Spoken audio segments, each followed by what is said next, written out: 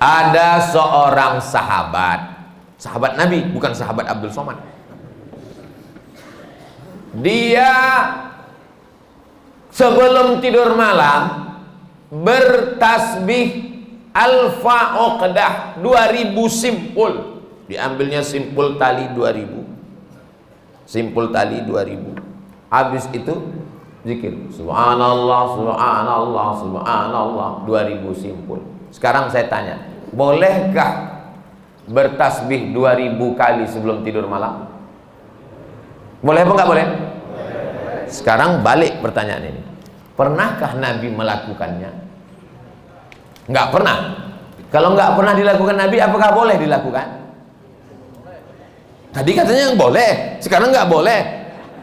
Ternyata kalau ngomong sama orang belum sarapan susah ya.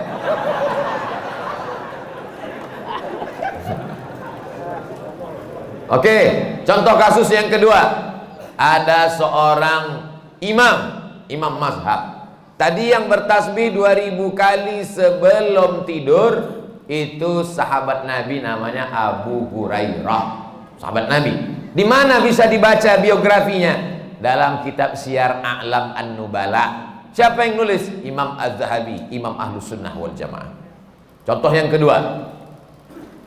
Da'autu lisyafi'i fi salati arba'ina sanah. Saya mendoakan guru saya Imam Syafi'i fi salati, dalam salat saya arba'ina sanah, 40 tahun. Rabbi firli wali walidayya wali Muhammad bin Idris Asy-Syafi'i. Bolehkah mendoakan Imam Syafi'i 40 tahun? Boleh. Sekarang pakai logika ini. Pernahkah dilakukan Nabi? Nggak pernah. Kalau nggak pernah dilakukan Nabi berarti nggak boleh. Ini pertanyaan tingkat tinggi. Apakah mesti disyaratkan, mesti dilakukan Nabi dan sahabat?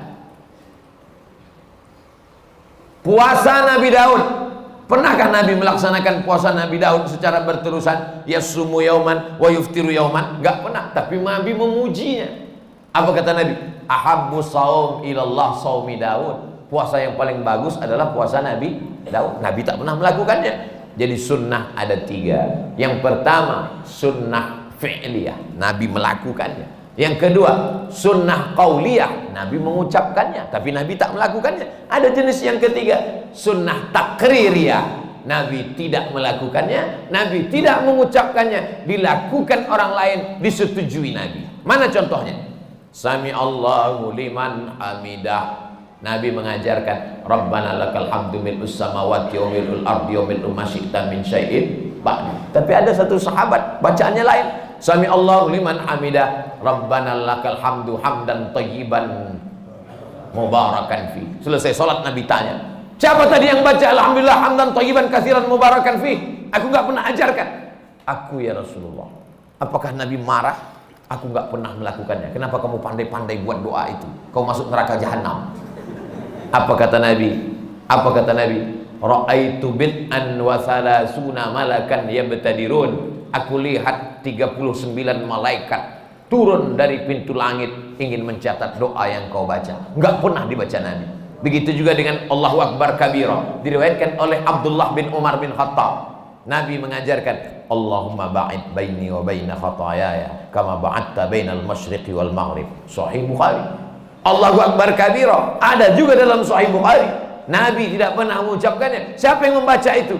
Sahabat. Allahu Akbar. Tiba-tiba ada sahabat di belakang. Allahu Akbar kabira walhamdulillahi katsira wa subhanallahi bukratan wa asila. Titik. Wajah tu wajhiyya itu iftitah lain. Selesai salat Nabi tanya, siapa tadi yang baca Allahu Akbar kabira? Ana ya Rasulullah. Apa kata Nabi? Futihat abwabus sama, terbuka pintu-pintu langit, malaikat turun mencatat doa yang kau baca. Ini jenis takriri. Makanya perbuatan kalau tidak dilakukan Nabi adalah bid'ah.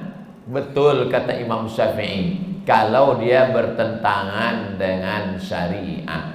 Selama masih ada dalilnya, tidak bertentangan dengan syariah, maka dia tidak disebut bid'ah dhalalah, tapi dia disebut dengan mahmudah. Sekarang tentang mengirimkan Al-Fatihah kepada orang meninggal dunia, sampai apa tak sampai? Siapa bilang sampai? Memangnya yang udah meninggal tuh pernah ngasih tahu? Alhamdulillah titipannya udah sampai, makasih ya. Imam Ibnu Taimiyah punya murid namanya Imam Ibnul Qayyim Al-Jauziyah. Punya kitab namanya Kitab Ar-Ruh. Sudah diterjemahkan ke bahasa Indonesia 3 huruf, R-O-H, roh. Di situ diceritakan Imam Ahmad bin Ambal lewat di suatu makam. Ada orang baca Quran. Kata dia, berhenti, jangan kau baca. Lalu disebutkanlah sanad-sanadnya bahwa membaca Quran itu untuk orang meninggal dunia tidak terlarang. Tentang kitab roh ini tidak diragukan, karena ada seorang dapat gelar doktor gara-gara meneliti kitab roh, namanya Dr. Bassam dari Kuwait. Umar bin Khattab punya anak laki-laki namanya Abdullah bin Umar bin Khattab. Dia pesan, kalau aku meninggal dunia, nanti bacakan di atas makamku pangkal Al-Baqarah 5 ayat sampai wa ulaika humul muflihun, dan ujung Al-Baqarah 3 ayat lillahi ma fis samawati sampai habis. Pesan Abdullah bin Umar bin Khattab kepada orang, nanti kalau aku sudah meninggal. Berdasarkan itu Imam Nawawi meninggal tahun 676 dari kalangan mazhab Syafi'i, dalam kitab Al-Azkar mengatakan, wa in khatimul Qur'ana fahuwa hasanun. Seafdal-afdalnya dibacakan sekhatam Al-Quran. Kalau tidak sanggup sekhatam Al-Quran, likulli syai'in qalbun, segala sesuatu punya hati. Wa qalbul Quran Yasin, hatinya Al-Quran adalah Yasin. Enggak sanggup juga, Ummul Quran Al-Fatihah. Itulah dia dalil-dalil orang yang membacakan Quran. Kalau enggak setuju, jangan salahkan orang karena orang punya dalil. Saya enggak setuju, enggak usah lakukan. Yang tidak boleh itu adalah tidak ada ulama satupun yang membolehkan, dia membuat sendiri. Nah, itu enggak boleh. Imam Nawawi, ini Imam Nawawi bukan imam sembarangan. Dia bukan selevel Imam Samudra, apalagi Imam S. Arifin. Imam Nawawi, kalau kita baca kitab pertama Sahih Bukhari, di bawah Sahih Bukhari Sahih Muslim.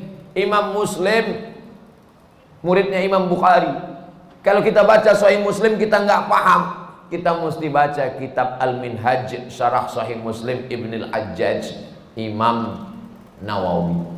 Imam Nawawi itu dalam kitab fikih, kitab besar Al-Majmu' Syarah Muhazzab, Raudatul Talibin wa Umdatul Muftin. Saya ngajar hadis arba'in, hadis paling sedikit kecil arba'in, Imam Nawawi. Hatam arba'in naik kitab Riyadus Shalihin, Imam Nawawi. Hatam Riyadus Shalihin naik lagi kitab Al-Azkar, Imam Nawawi. Membaca kitab Mustalah Hadis yang disyarah oleh Imam Suyuti, Tadribur Rawi, Syarah Takrib Nawawi. Imam besar. Apa kata Imam Nawawi mengomentari hadis tentang pelepah korma? Nabi membelah pelepah korma, ditusukkannya ke makam. Apa kata Nabi? Kalau tasbih pelepah korma saja sampai, apalagi bacaan Quran orang beriman. Nah, jadi pertanyaan ini memang simple, tapi ini ingin menggali dan menguji isi kepala Abdul Somad. Enggak apa-apa. Kalau enggak setuju, enggak usah lakukan. Tapi jangan salahkan, karena nanti takutnya di akhirat ketemu dengan Imam Nawawi malu.